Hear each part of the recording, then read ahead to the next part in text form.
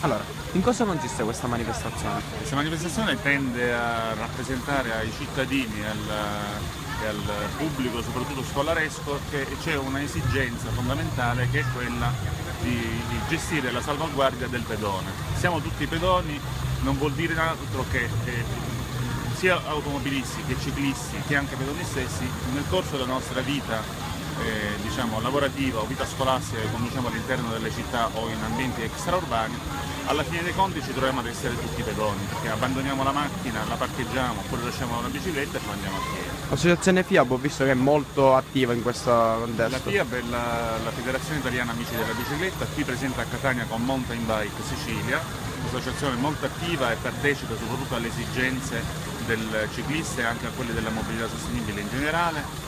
Coadiuva con l'ufficio del Mobility Manager che oggi è qui presente proprio per questa ragione, perché vuole lanciare un messaggio. Il messaggio è quello di stare attenti a quello che succede per le strade.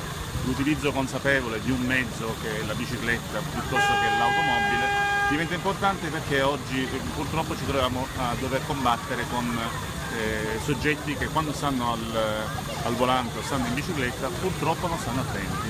La maggior parte degli incidenti capita per disattenzione. Grazie.